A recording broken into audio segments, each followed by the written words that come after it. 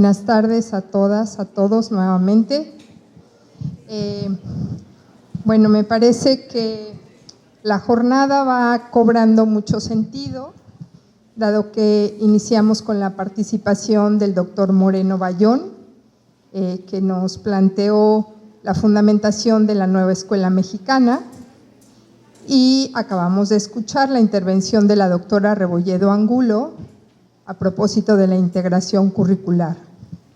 Es momento entonces de iniciar una reflexión a propósito de la práctica docente en la nueva escuela mexicana, algunos desafíos. Y bueno, me voy a permitir solo leer la semblanza curricular de las personas que se acaban de integrar a la mesa, el doctor Irving Xochihua Sánchez y la maestra Torres Galindo, dado que las otras semblanzas han sido ya escuchadas por todas y todos. Primero que nada, bienvenidas, bienvenidos. Creo que a pesar del tiempo que hemos estado reunidos aquí, va a ser muy interesante escuchar sus perspectivas. Algo que llama la atención es que la mesa aquí reunida está conformada por dos personas que, como nos ha mostrado su participación, tuvieron mucha injerencia, diría yo, en la elaboración, recreación y planteamientos fundamentales del diseño curricular y de la fundamentación, como ya lo decía. Y ahora se integran a esta mesa, por fortuna, dos personas que desde su vida cotidiana, en lo profesional, se enfrentan justamente a estos desafíos que implica este cambio epistemológico, metodológico, para poder comprender cómo desde esas realidades, bueno, yo diría en el estado de Veracruz en esta ocasión, podemos darnos cuenta de a qué se están enfrentando las y los docentes del magisterio veracruzano, no solamente en la educación básica, sino a qué nos estamos enfrentando como docentes de una universidad formadora de docentes, valga la redundancia. Entonces, bueno, primero que nada, presento a la maestra María del Carmen Torres Galindo. Ella inicia su servicio educativo el 2 de enero, desde el 95, en un jardín de niños de la localidad de Zompazó, el municipio de Atzalan, Veracruz. Ahí, dice ella, trabaja hombro con un grupo de 22 padres de familia para llevar los servicios básicos a la comunidad, siendo este jardín de niños Ángela Rechi de organización unitaria. Hacia el año 1997 le asignan un cambio de adscripción al jardín bidocente María Enriqueta Camarillo de la colonia de Atalpas, municipio de Alto Tonga, donde funge como directora comisionada con grupo. En el año de 1999 la designan como coordinadora técnica del nivel de preescolar en la zona 9 de Alto Tonga, Veracruz, donde pasa 8 años atendiendo el aspecto técnico-pedagógico y administrativo de 31 jardines que en ese entonces comprendía la zona. En el 2007 fue designada como supervisora escolar de la zona 113 en Coatepec, donde sirvió por 6 años atendiendo a 42 centros escolares.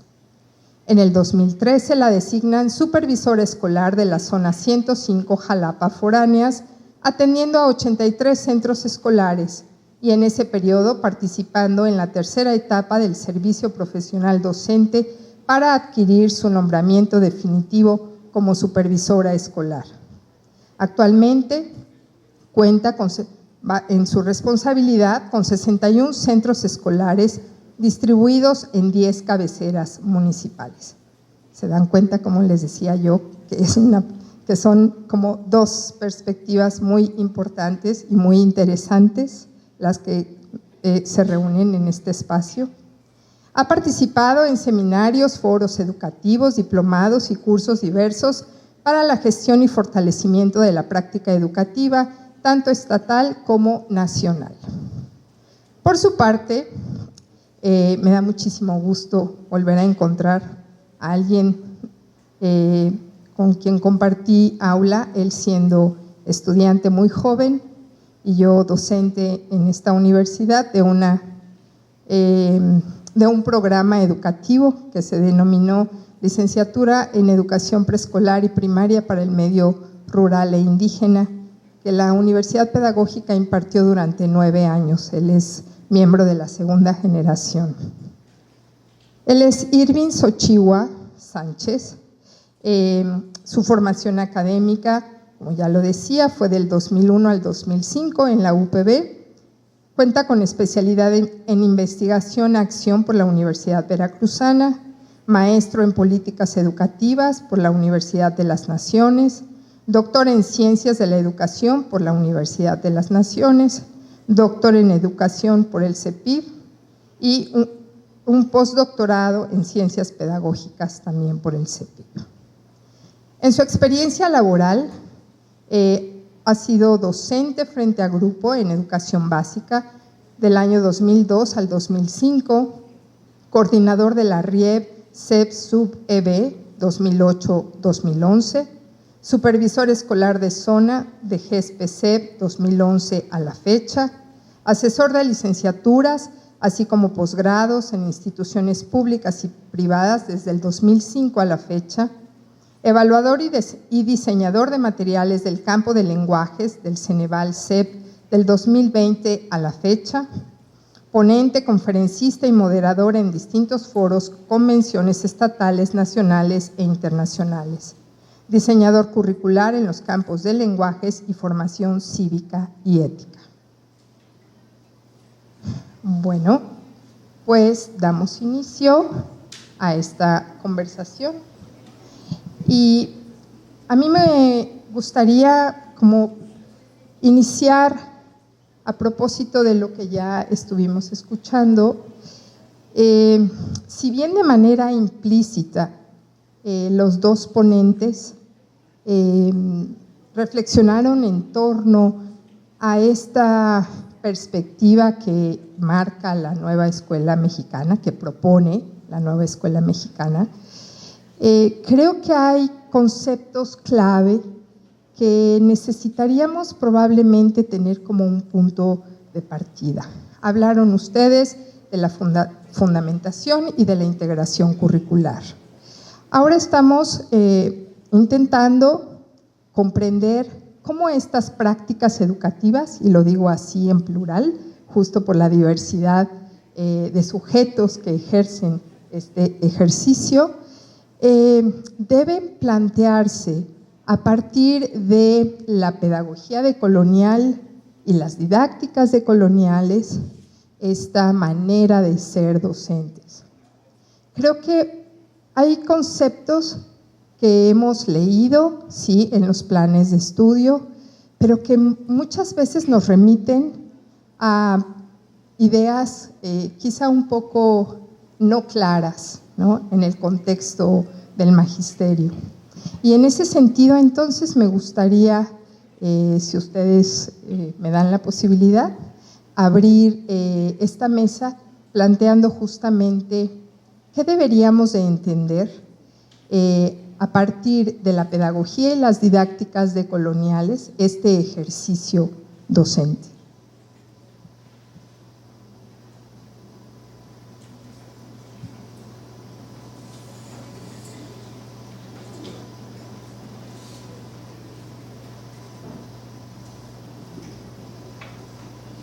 Quien quiera iniciar, siéntase libre.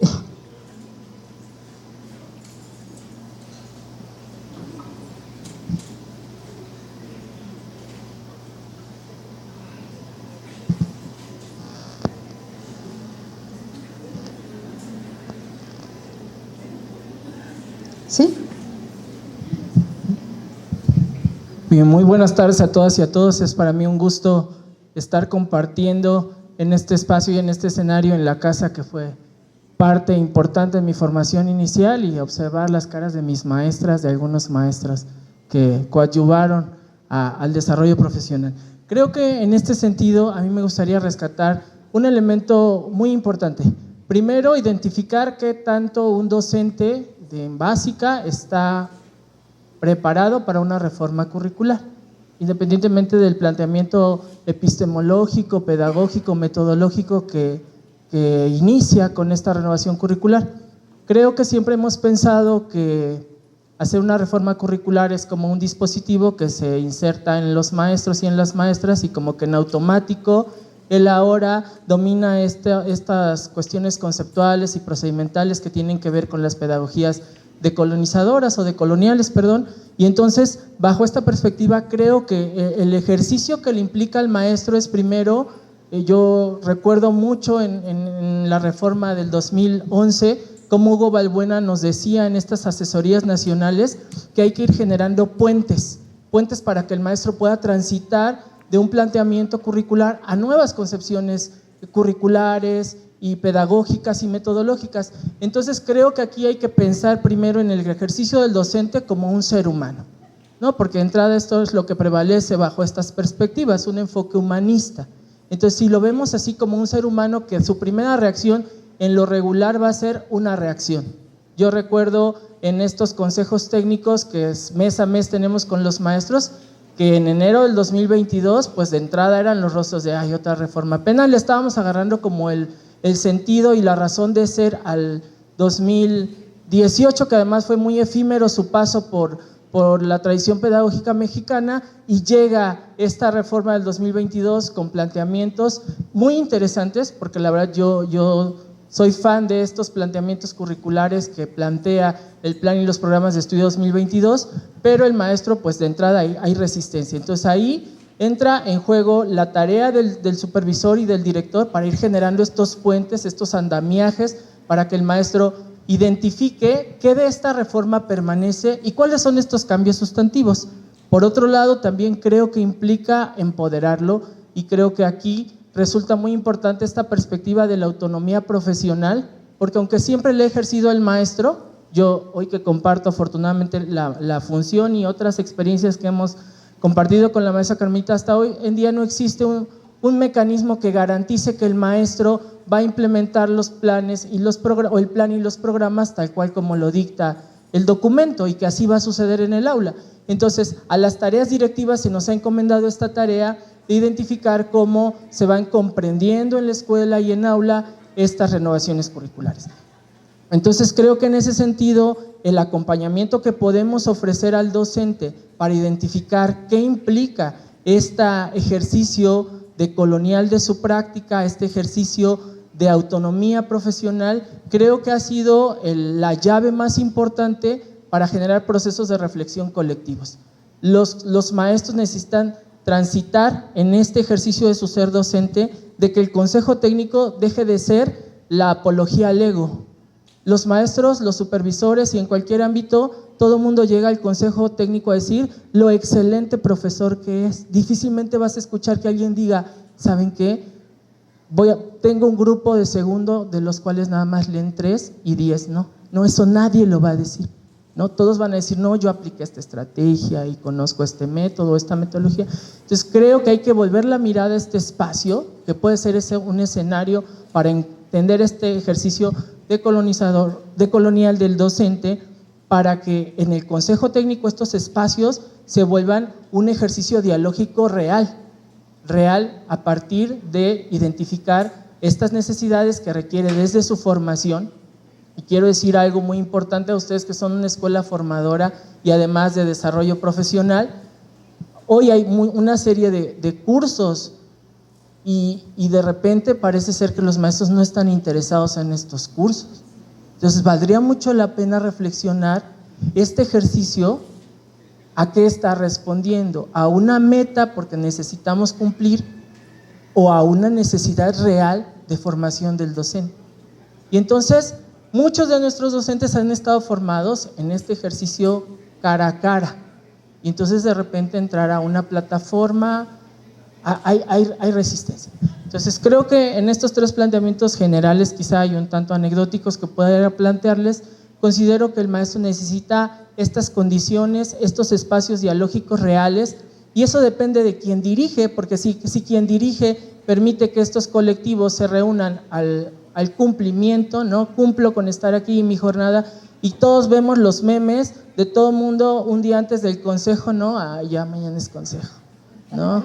Ahorita del taller intensivo dicen, ¿no? Qué taller tan innecesariamente formativo, ¿no? O sea, el docente no está encontrando en estos espacios, esos escenarios para desarrollarse profesionalmente, y ahí viene la tarea del director y del supervisor. A mí me sorprende cuando en el grupo de supervisores que estamos dicen, ya van a mandar las diapositivas porque mañana es mi reunión. O sea, y entonces tú dices, si la autonomía de gestión y estos procesos que se requieren para que nuestros otros maestros empiecen a transitar en este ejercicio, a avanzar y comprender de manera colectiva, de manera deliberativa, estos planteamientos de cara a una reforma en la que aún seguimos como en una etapa de aprendizaje. Gracias. Gracias.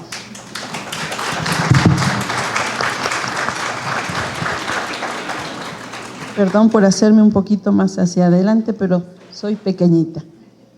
Bueno, primero que nada, muy buenas tardes. Agradezco la invitación que a través de la maestra Lupita Campos hacen hacia una servidora, y los veo y me veo, y sinceramente, pues mi aportación es como un granito de mostaza ante toda esta gran diversidad de preparación que ustedes tienen.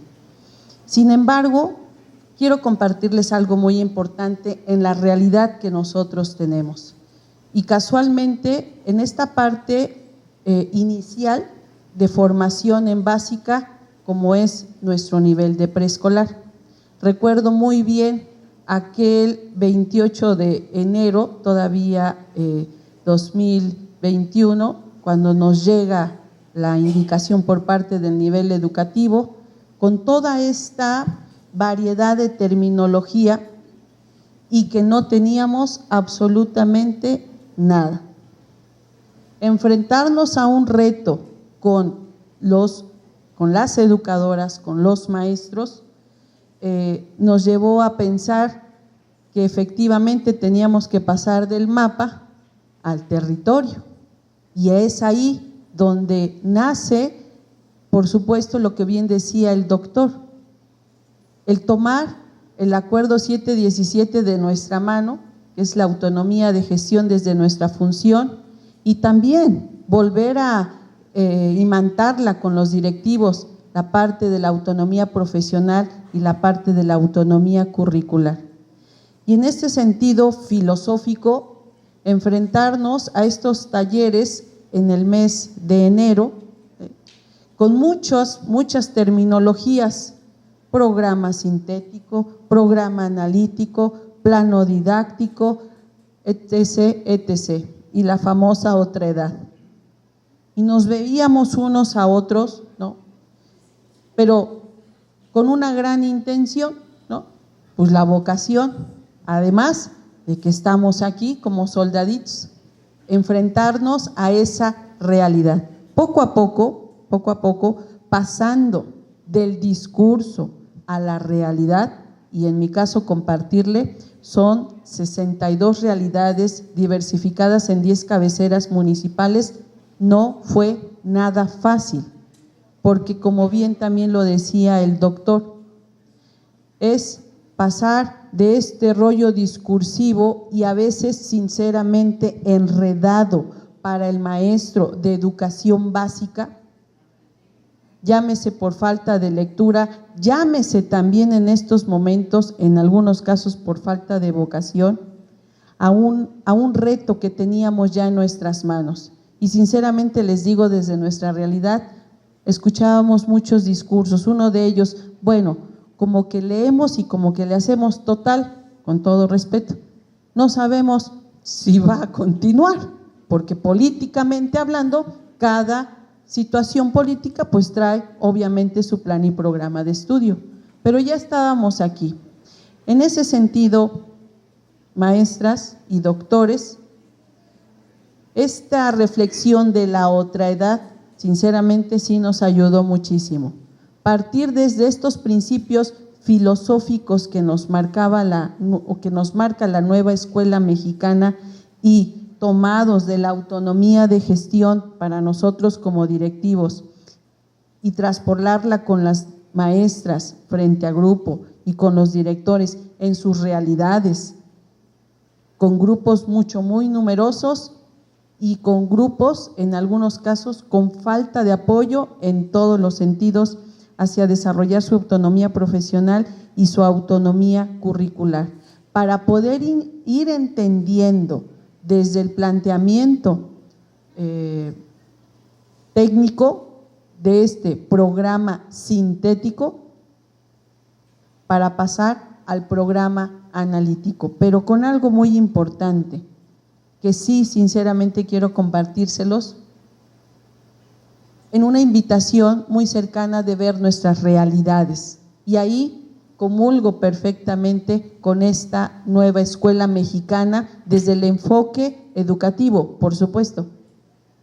Habemos maestros con muchos años de servicio y muchos de nosotros ya anclados en una comunidad por más de 20, 15, 10 años y nos volvemos parte incluso de la misma rutina e idiosincrasia de la misma, y eso es lo que no nos permitía ver esa realidad y poder entender. Ese fue uno de los primeros tips que fuimos encontrando, poder entender la realidad de las manifestaciones de los niños. ¿Por qué en preescolar ya no podían llevar la hoja?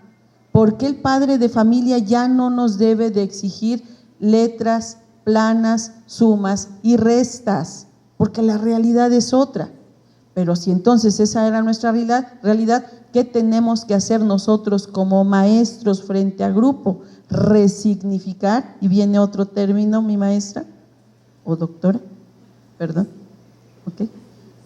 Resignificar nuestras prácticas, pero empezando por nosotros como directores, porque el que comanda el barco tiene que estar consciente de ello para poder echarlo a la mar.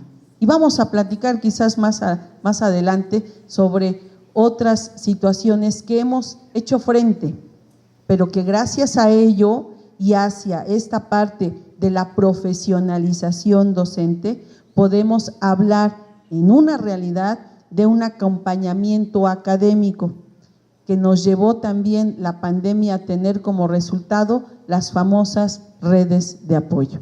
Y es ahí donde para nosotros, en la realidad del campo laboral, hemos ido sumando. Es cuanto. Muchas gracias. Gracias, maestra. Gracias, Irving. ¿Cómo están ustedes?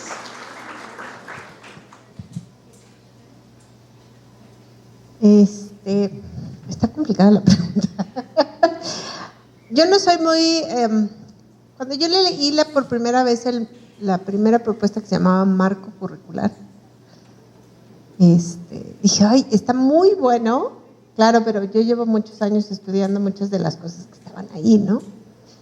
Pero yo decía, ¿y esto cómo puede bajar a la práctica, ¿no? A las escuelas. No sé si es mi mala formación como antropóloga, pero yo siempre intento no usar conceptos, sino describir situaciones, ¿no? Y siempre como la descripción densa de las situaciones y de cómo no decir de colonialidad, porque de pronto la oyes y dices, ay, qué palabra tan más fumada, ¿no? ¿Qué es eso de la…? Pues implica reflexionar sobre, primero, qué es la colonialidad, porque si lo quieres descolonizar, pues ya desde ahí hay todo una parte primero de reflexionar en torno a cómo hemos sido colonizados de distintas formas, en distintos contextos, bajo distintas políticas sociales. O sea, es sumamente complejo darnos cuenta de la colonización de la cual somos parte y formamos parte y nos formamos en ella, para poder cuestionarla, que es un poco lo que el plan de estudios plantea, ¿no? cómo cuestionar nuestra propia realidad, cómo es que estamos parados aquí, cuál es nuestra historia individual, pero también social, o sea, esta cuestión como, y desde ahí poder ir proponiendo cosas que para mí la decolonialidad viene en la idea de cuestionar el quién soy, dónde estoy y por qué estoy aquí y cómo me relaciono con el otro, ¿no? Y ya desde ahí, pues está esta idea, o sea, yo lo uno mucho con la idea de la pedagogía crítica, ¿no? De esta cuestión, no se trata de volvernos a criticar al de al lado, ¿no? Porque aunque suena como chiste, sí se interpreta así. Pero no es eso, sino qué fundamentos y qué sustentos utilizo yo para poder reflexionar en torno a cierta situación. Y creo que eso no ha sido parte de la formación docente y que llevarlo a la práctica es complejo. Yo creo que es un proceso largo, lento, tortuoso. Van a llorar, no es cierto. Pero lo que es muy interesante es que es un proceso que inició, ¿no? De pronto decían, es que es demasiado para los docentes y los docentes no van a poder con tanto. Y yo lo que he visto hasta ahora es que les ha costado mucho, pero le han entrado. Y se enojan y así, pero bueno, a ver, vamos a ver qué nos están queriendo decir. Y creo que eso es parte como ya de un proceso interesante. Por otro lado, lo he dicho todo el tiempo, lo he estado diciendo, hay que acompañar y dialogar con ellos, desde quienes lo pensaron y lo han estado trabajando. O sea, esta relación para mí, pues sí es muy importante el diálogo entre la diversidad, entre el especialista que lo ha venido estudiando muchos años, con el que está en la práctica para mirarse mutuamente y poderse enriquecer. O sea, no podemos descartar al especialista ni descartar la práctica, porque si no se vuelve sumamente complejo y lograr hacer esta idea de la transposición didáctica, que seguramente han hecho, y que un poco cuando hicimos los fascículos era, a ver, hablemos del maestro. ¿Cómo traducimos esto al lenguaje del maestro, a lo que el maestro pueda sentirse identificado? Porque aparte decíamos, y muchos maestros me lo han dicho, esto yo ya lo hacía. Y yo, pues sí, ¿no? O sea, tampoco es un cambio así tal. Pero el reconocer y legitimar desde el Estado lo que tú ya hacías, es una cosa muy fuerte, ¿no? Había una deslegitimación de lo que hacía el docente. Y el plan de estudios les da una legitimidad y te dice, va, síguele, ya lo hacías, date cuenta que lo hacías. Y creo que ahí ya viene un proceso para mí decolonial, pero es muy sutil, ¿no? Y cuando le pones un concepto, ya, se vuelve más, como que se complejiza. Pero no quiero... Doctor, ¿gusta usted participar? Gracias. A ver, ¿por qué somos un país mayoritariamente católico? ¿Por qué somos un país...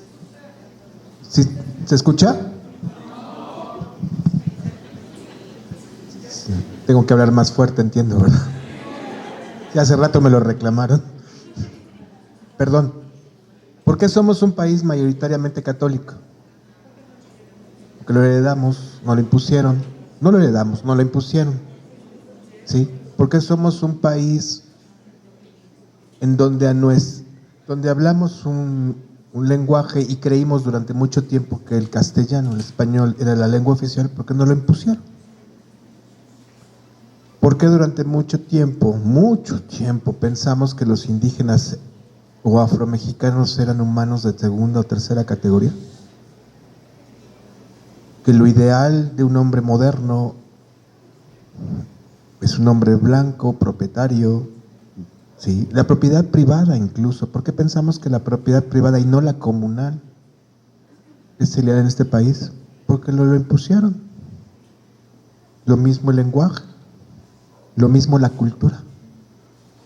Esas son prácticas que vienen de una colonización de un país europeo y que nosotros lo volvimos prácticas culturales, sociales, económicas, educativas, y las naturalizamos, las reprodujimos,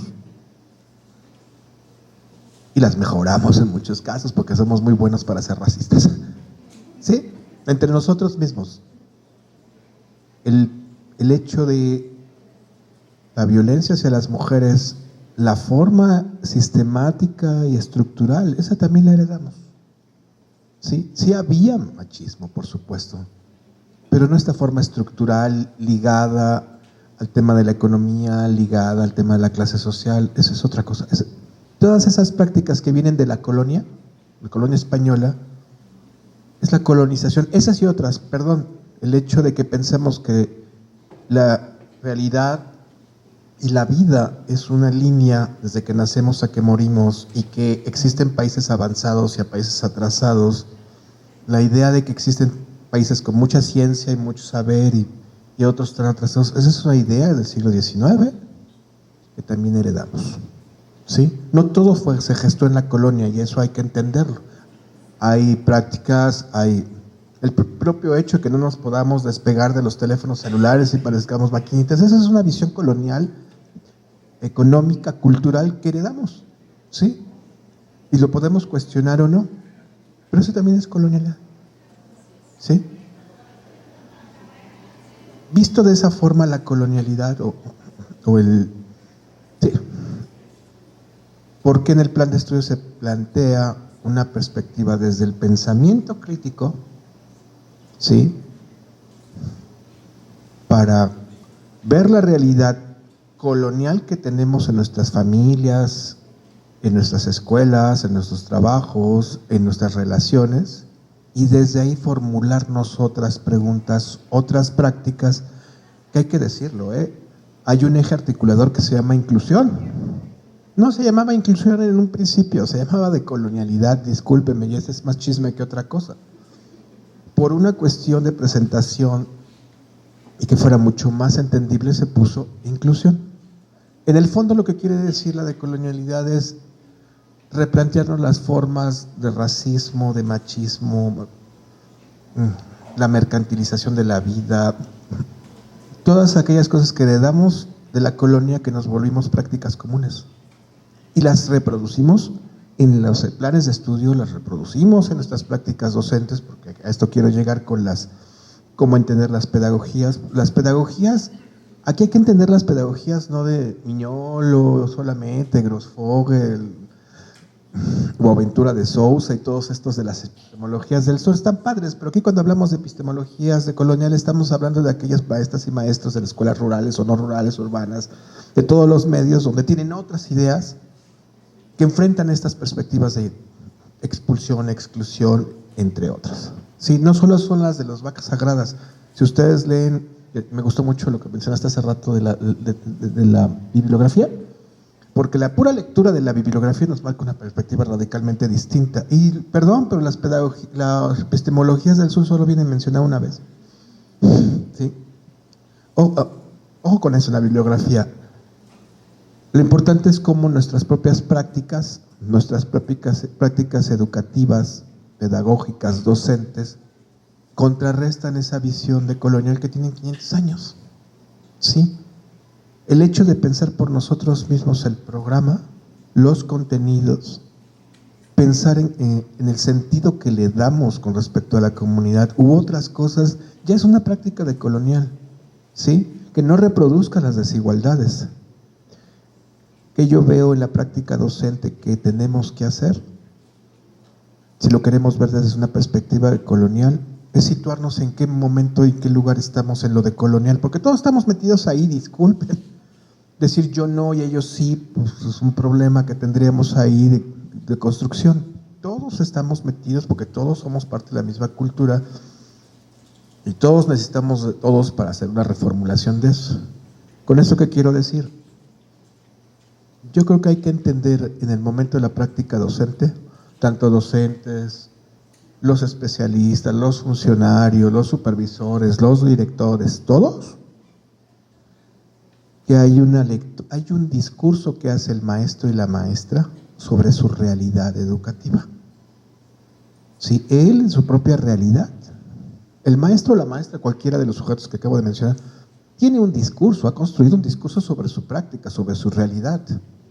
¿Sí? Ese es un discurso. Y discurso no es cosa menor, es un saber y es una práctica que desde su propia realidad él se construye. Pero él tiene otro discurso. Construye a la vez un discurso de lo que considera es el plan de estudios, el programa de estudios, las solicitudes de CEP. Él tiene otro discurso. Una cosa son sus prácticas, otra cosa, o su propia realidad, y hay una construcción de otro discurso. No quiero decir que sea contradictorio, se formula desde otro lado, ¿sí? Sobre lo que se dice que es el plan de estudios, lo que se dice que son los libros de texto.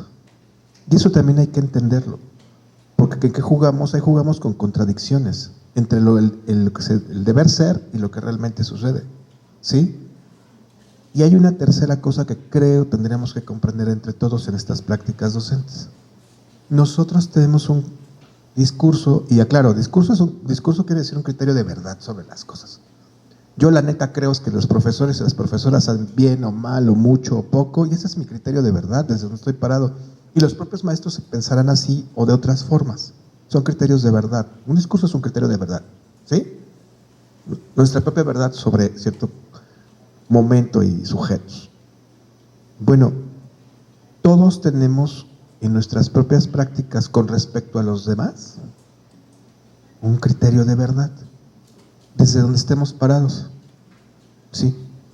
Si podemos conciliar lo que piensa el maestro sobre sí mismo, lo que piensa el maestro o la maestra sobre lo que se le pide en una nueva escuela mexicana, y si podemos también entender que hay alguien y nosotros mismos que diferimos de nuestro criterio de verdad respecto a nuestras prácticas y lo que pensamos, nadie tiene la neta, ¿sí? Partimos de diferentes puntos de vista y de diferentes realidades, ¿sí? ¿Por qué lo digo? Porque al final del día, decolonizar las prácticas pedagógicas, estas que acabamos de mencionar, que además me quedé muy corto, pero bueno, pues implica entender que yo también tengo partes decoloniales que vengo a imponer desde cierto lugar. O tengo prácticas decoloniales, que me las quiero quitar, que son tan válidas como el compañero de la sierra, son cólica, ¿sí? No necesito leer solamente a Boaventura de Sousa. No hay la neta del planeta, nadie tiene la neta del planeta, todos funcionarios, investigadores, directores, supervisores, maestras, maestros, rectores, investigadores, todos tenemos que decolonizar el saber, porque no tenemos la neta, porque esto es cultural y además tiene 500 años. Muchísimas gracias. Yo les anticipé que esta mesa iba a resultar muy interesante justamente porque lo que estamos escuchando tiene que ver con esas realidades que desde, digamos, la parte teórica se percibieron de una manera y desde la parte práctica que tiene que ver con toda la experiencia que aportan los supervisores escolares que hoy nos acompañan, pueden justamente vislumbrarse cómo, se puede vislumbrar cómo los caminos van convergiendo.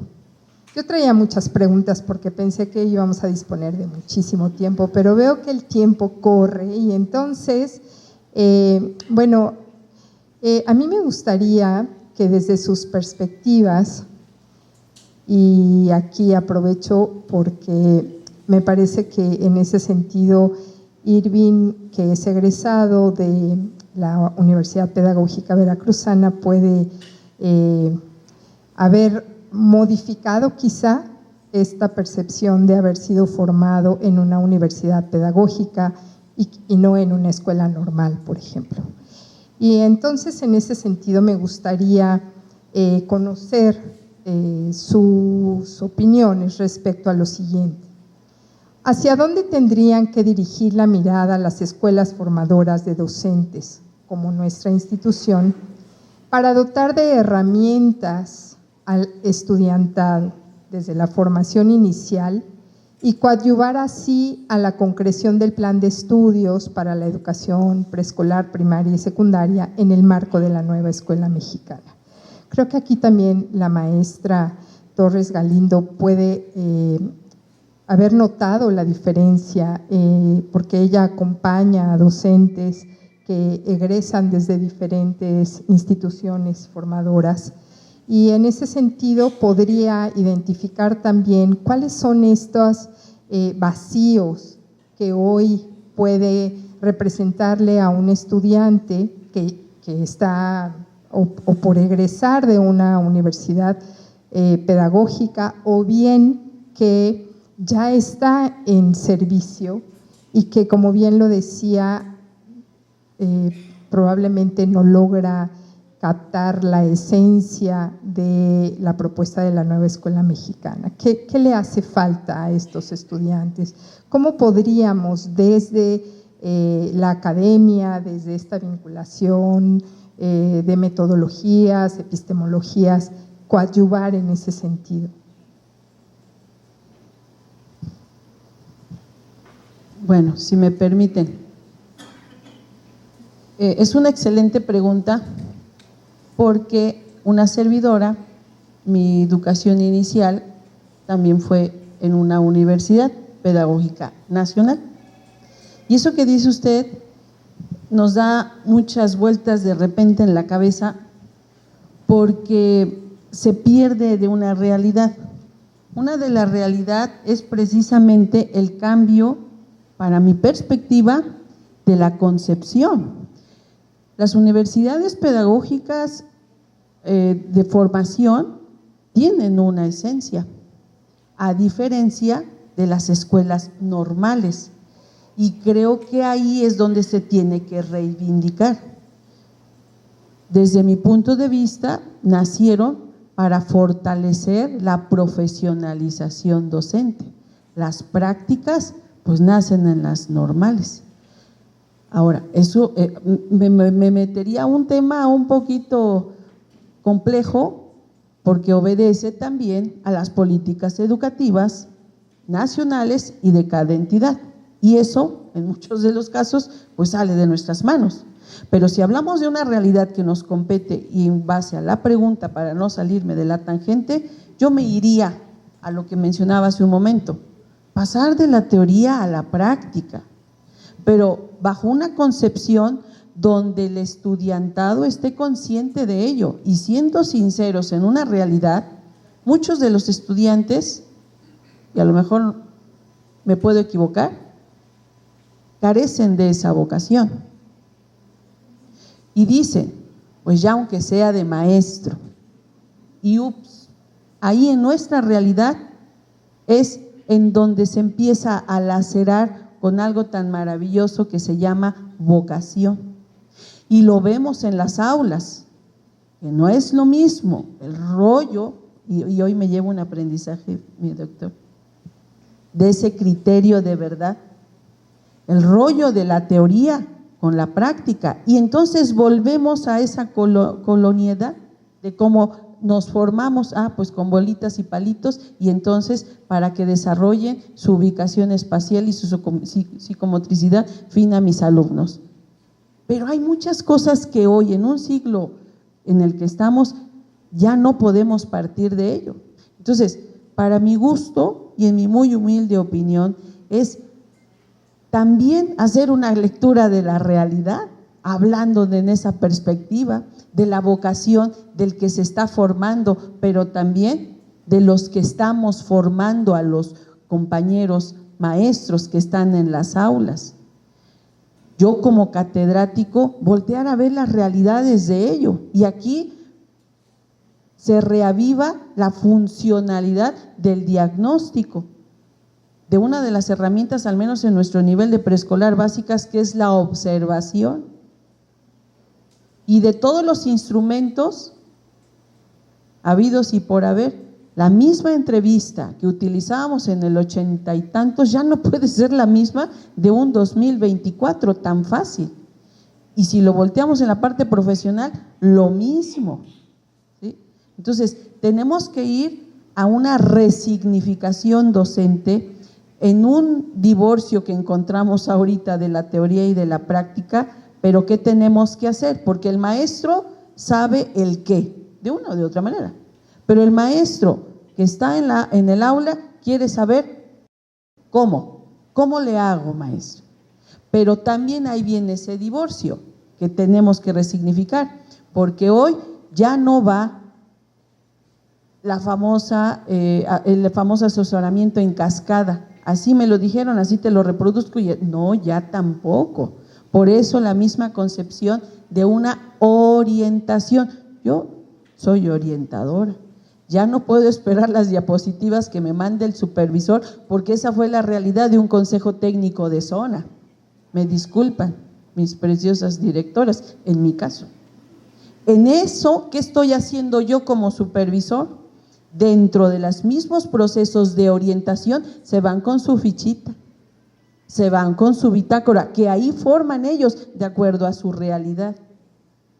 Entonces, tenemos que romper, a veces dolorosamente, con muchas de las prácticas. Yo tengo 29 años de servicio y me costó muchísimas veces romper con esos estereotipos. Y uno de ellos fue también mi formación. Entre esa teoría, pero la práctica que me esperaba en un ambiente rural, sin olvidar hacia dónde iba, que eran los niños de preescolar. Entonces, pues en mi humilde opinión, es revalorizar este divorcio que se encuentra hoy en la actualidad de la teoría con la práctica y resignificar esta actividad profesional para poder realmente hacer un cambio de concepción, pero real, no simulado. Es cuanto. Gracias, maestra. ¿Quieres participar?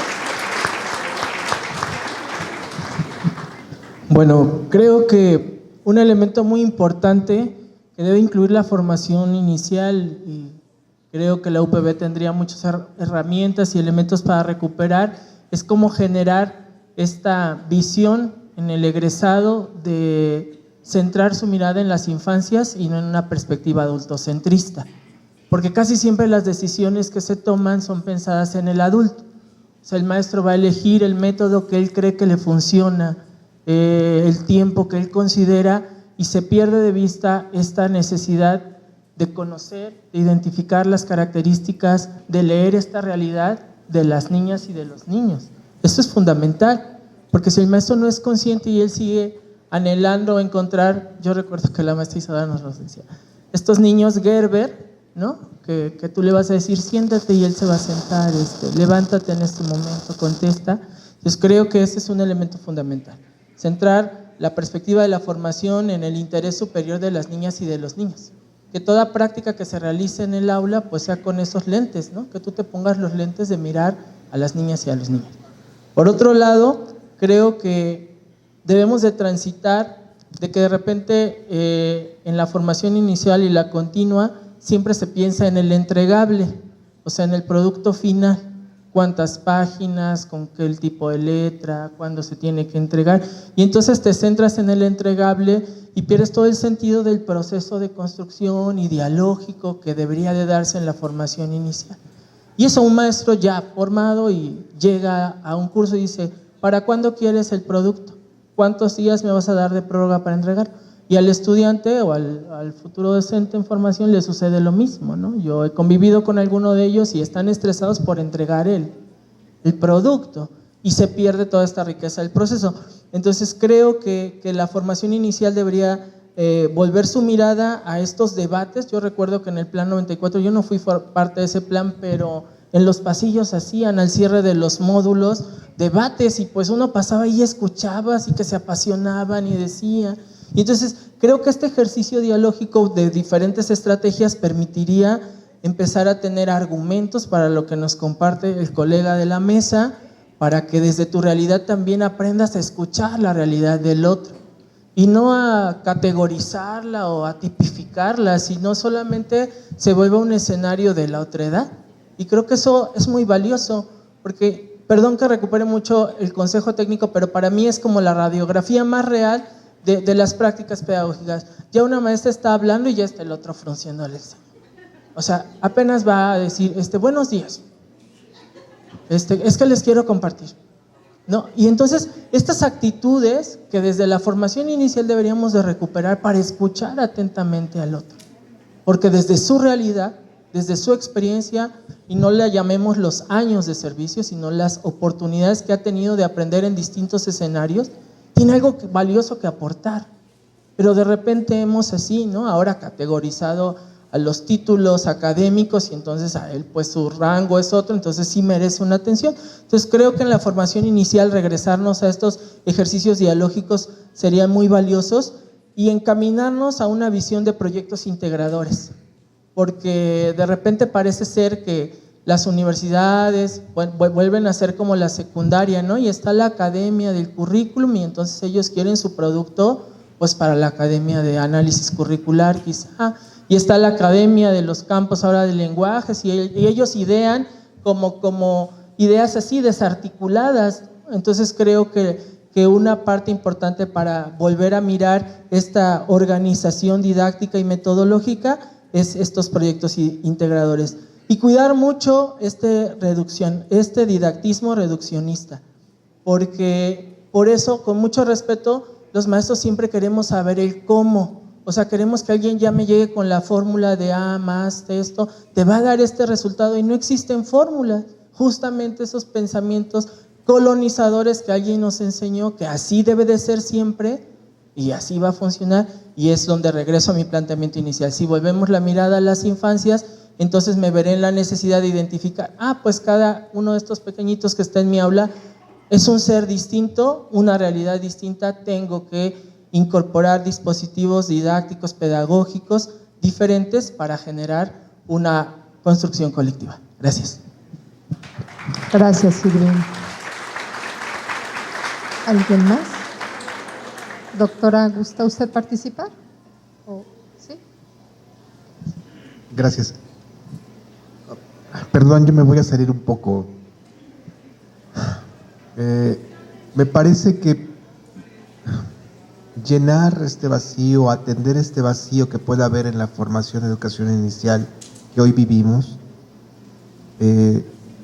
competecía esta idea de una separación, yo creo que histórica, entre la idea y la práctica, por un lado, y por otro lado este reduccionismo técnico, instrumental, de la práctica docente, de que tengo que tener unas dinámicas, ¿sí? Unas dosis de didáctica, de instrumento para responder y propiciar el aprendizaje de los estudiantes.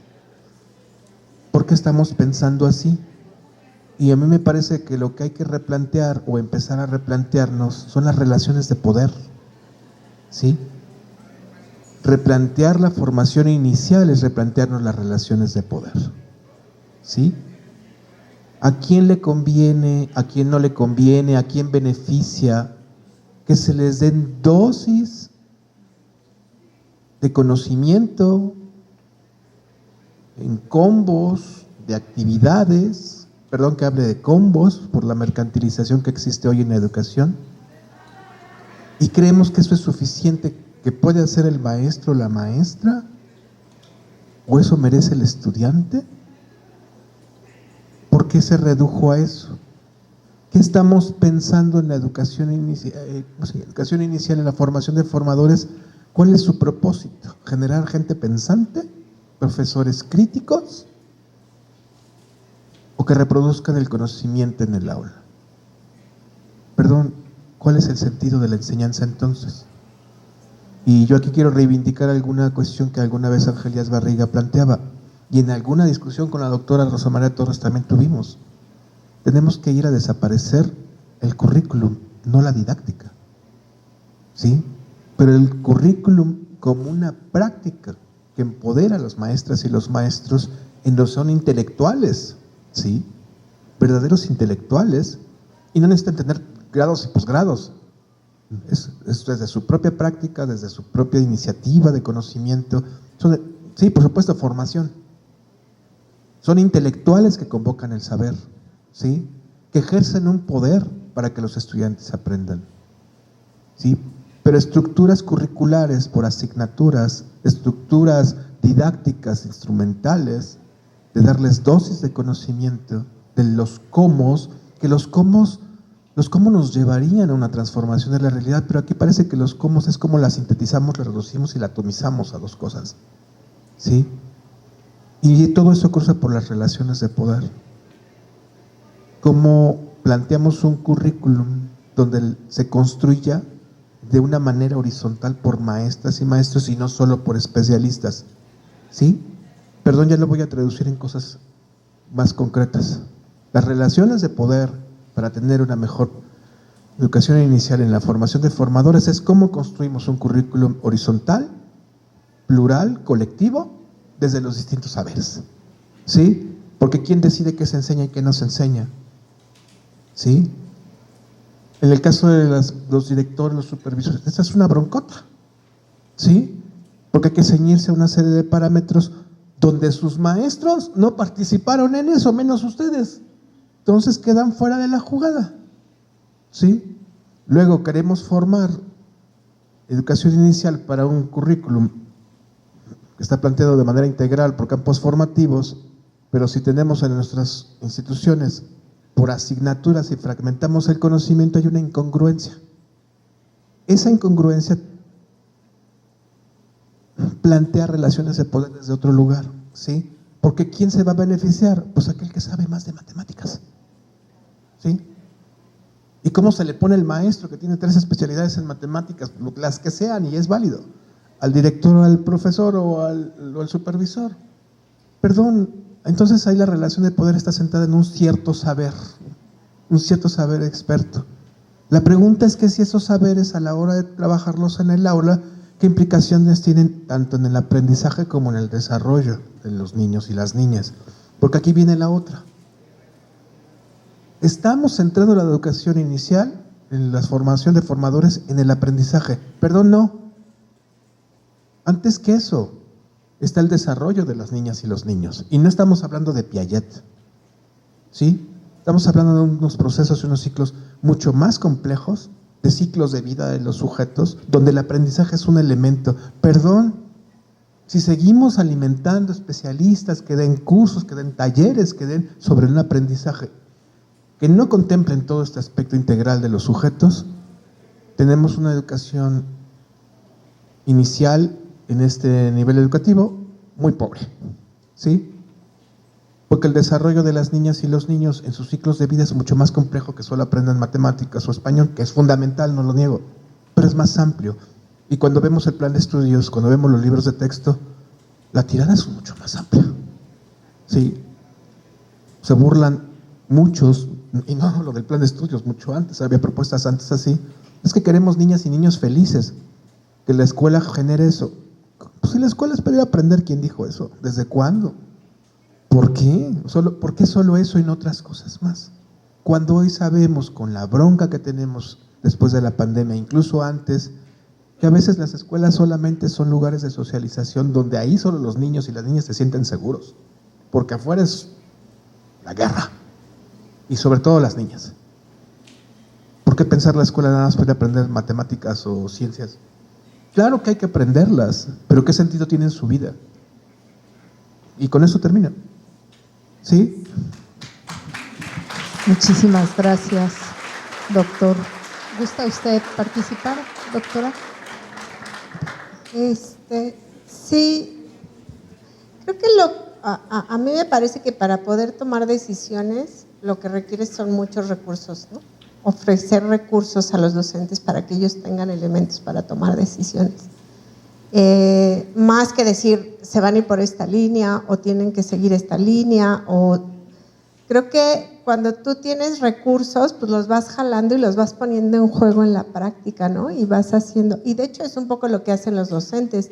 Aprenden una cosa en la universidad, pero en la experiencia y en el camino se van llenando de montones de recursos que ellos, frente a las situaciones que se les presentan cotidianamente, utilizan y ponen en juego y dicen, es que la maestra, mi amiga la maestra de cuarto me dijo que tal, y entonces yo retomo eso y pongo en juego eso con lo que además me enseñaron en la licenciatura, con lo que vi en el diplomado, con lo que dijo el youtuber, con lo que dijo, ¿no? Y van construyendo una propia trayectoria como docentes.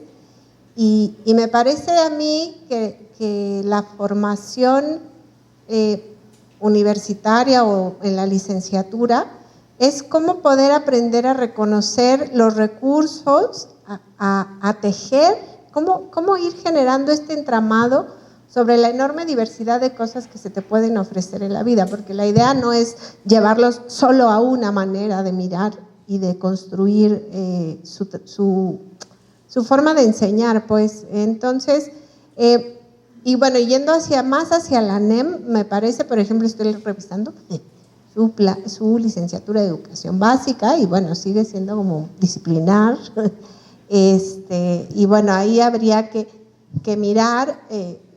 Sí es importante la disciplina, o sea, no se está negando la disciplina, pero ¿desde qué mirada me estoy aproximando a la disciplina?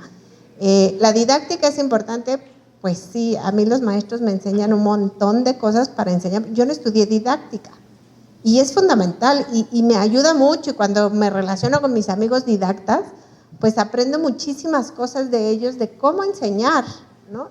Hace rato le decía, no cualquiera es maestro. No cualquiera llega y da una clase. A mí como observadora, como antropóloga, luego me decían, ahí te encargo el grupo, darles tú la clase. Ay, yo así de, no, mira, yo no voy a poder enseñar, ¿no? Así como, sí, dales esta clase, y yo, pero ¿y cómo les hablo? ¿Y qué recursos uso? O sea, hay una formación que me parece importante y que habría que verla, pero no como la didáctica en sí misma de la disciplina, sino como esta didáctica que te permita construir y tejer, ¿no? Yo les daría tejido. No, tejer y jalar distintos recursos para ir construyendo este conocimiento más complejo, y bueno, como que ir replanteando esta cosa, porque veo que tienen lengua y matemáticas además, ¿no? Las dos que son las que se evalúan, que son las que tienen mayor fuerza. Y tal vez mirar cómo desde otros lugares pues se puede repensar la lengua escrita y se pueden repensar las matemáticas. Creo que para decolonizarnos hay que conocer la historia, y no veo historia, por ejemplo. ¿Sí está? Es que no lo veo aquí en lo que pude abrir, O sea, no vi como historia, pero la historia nos permite pensar de dónde venimos, cómo nos construimos y cuestionarnos eso de dónde venimos, ¿no? Esta idea de decolonizarnos, pues parte de reconocer nuestra propia historia individual y nuestra propia historia social, política, económica, que nos lleva a estar aquí hoy reunidos y discutiendo estos temas, ¿no? Me parece que por ahí habría que ir también reflexionando y recuperando todo esto, porque ¿con qué elementos vamos a discutir? ¿Con qué recursos vamos a dialogar? Si no damos cosas que nos permitan ir construyendo situaciones más concretas, ¿no? Creo que para mí pues son como elementos importantes, ¿no? La historia, la didáctica, pero no la didáctica disciplinar por la disciplina misma, ¿no? Repensar la didáctica misma también, ¿no? Pero conocer la historia de la didáctica también, ¿no? O sea, como poder ir discutiendo lo que ha llevado a lo que es la escuela hoy y pensar hacia qué escuela queremos, ¿no? Creo. Algo así. Muchísimas gracias. Creo que todas y todos tenemos un gran reto que nos hace reflexionar justamente qué universidad queremos construir, desde qué mirada, hacia dónde la vamos a dirigir en los próximos años, que espero todavía tenga mucha vida nuestra institución, porque realmente me parece que cumple con un rol a nivel social importantísimo. Creo que lo que hemos escuchado esta mañana nos hace justamente caer en cuenta de la importancia que tiene una institución como la nuestra en el camino de la decolonización, del giro de mirada hacia espacios más pertinentes, más dialógicos y creativos, justo para podernos enriquecer nosotros como parte de esta comunidad, pero también como desde nuestros roles, todos muy importantes, podemos lograr esta transformación en la docencia del estado de Veracruz. Agradezco muchísimo a nombre de los mediadores, de los directivos y de todo el cuerpo académico que hoy se reúne estas palabras. Creo que hemos tenido una escucha atenta, que en este momento, bueno, ofrezco disculpas porque no hay tiempo para plantearles preguntas a quienes aquí me acompañan, pero me parece que quizá la tarea tendría que ser preguntarnos a nosotros mismos, en esta ocasión hacer una reflexión muy crítica de qué es lo que estamos haciendo en la contribución a lograr pedagogías y didácticas decoloniales en nuestros espacios educativos. La Universidad Pedagógica Veracruzana otorga el presente reconocimiento al doctor Irving Xochitl Sánchez por su participación en la mesa de diálogo, la práctica docente en la nueva escuela mexicana, algunos desafíos dentro de la jornada académica, la nueva escuela mexicana y sus desafíos en la formación inicial y continua del magisterio. Firma una servidora a nombre de la comunidad universitaria. Muchas gracias.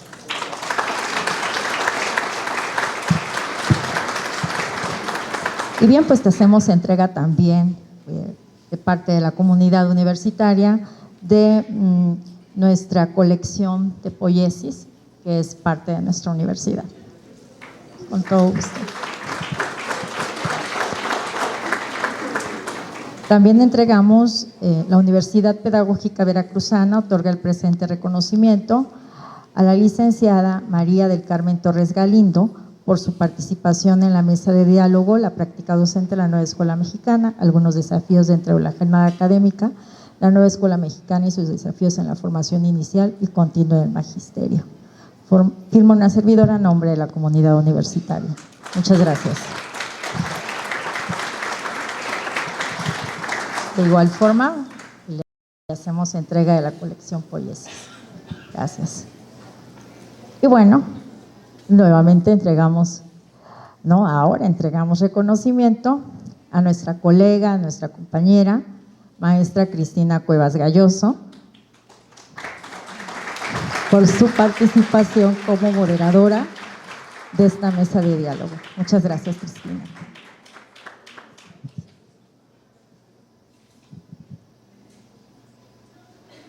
Reconocemos al doctor Héctor Moreno Bayón y a la doctora Valeria Rebulledo Angulo por su participación justamente en esta mesa de diálogo nuevamente. Muchas gracias.